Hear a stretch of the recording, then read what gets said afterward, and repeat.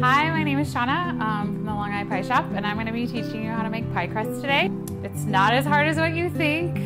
People are very scared of an all buttered crust, but I'll teach you how to do it so that it gets the flaky results you want. First, we will put in the flour. It's a pretty simple recipe. It's a double crust recipe, so this recipe makes 2 crusts.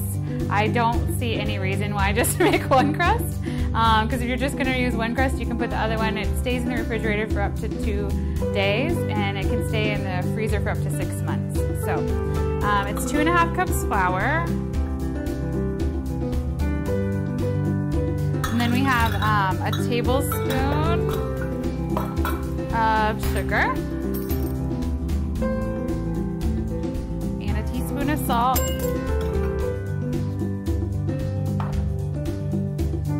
And then we use a pastry blender, so I'll mix this all together with the pastry blender, and then when I add butter, you'll see how I mix it into the dry mix. So then it's a cup of butter. So I just cut the butter into, this is the tricky part that people get scared of, but I just cut the butter into about 1 inch sized chunks of butter before I put them into the bowl with the rest of the mixture.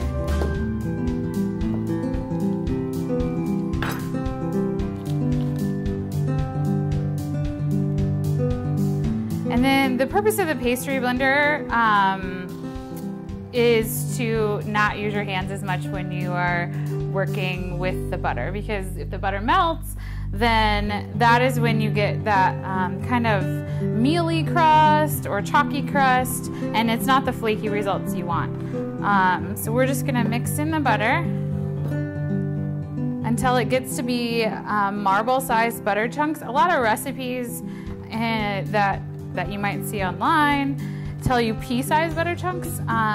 I feel like that's a little too small, because what you want to make the flaky crust, you want the butter to lift the flour. But with the bigger butter chunks, it sets in between the flour to lift it, to make it that flaky consistency that you want, almost like a croissant.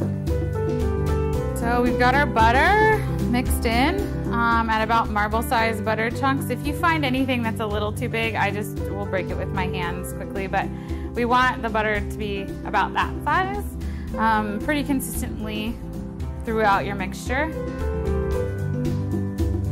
And then you want cold water. So if you feel like your tap water isn't cold enough, I always throw an ice cube in it if it feels like it's not cold enough. But 3/4 cup water, I pour half in at once to start mixing with my hands, because water can vary a little bit depending on weather, so I never want to put too much water in there.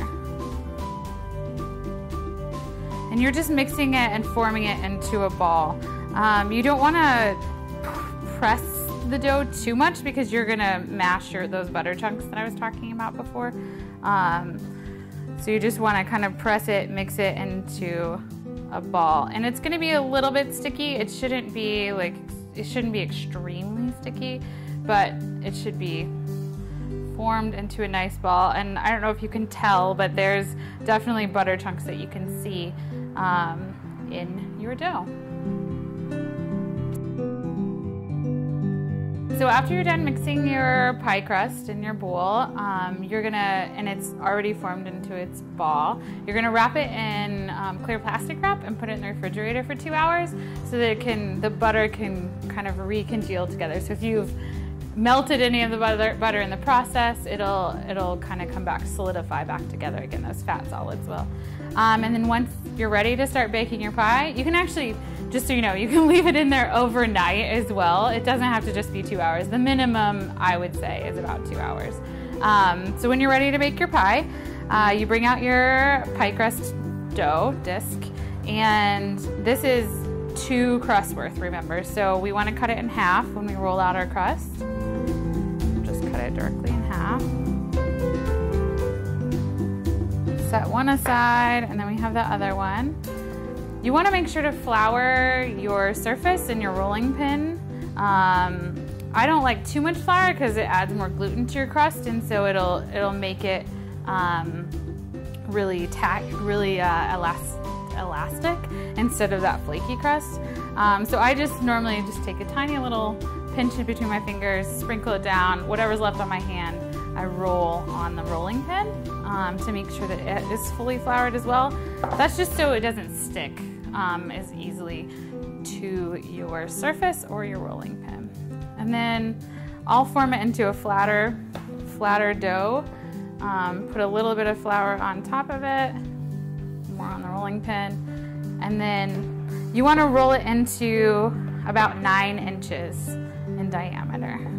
So you just keep rolling in all the directions, and I bake in deep dish cast iron pans.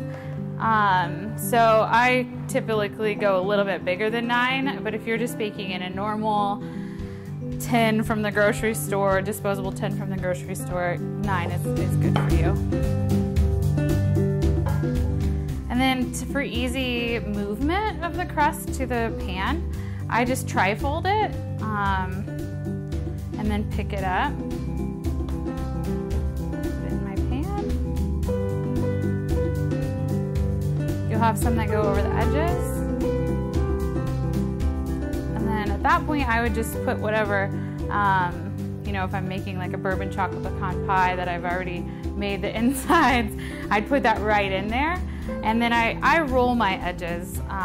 So people do it very differently. I bake in cast iron, so I love the rustic look of pie and not the super prim and proper crimping of pie. So I'll just take my fingers, put a few on the inside, my thumb on the outside, and then with the thumb, roll it inward.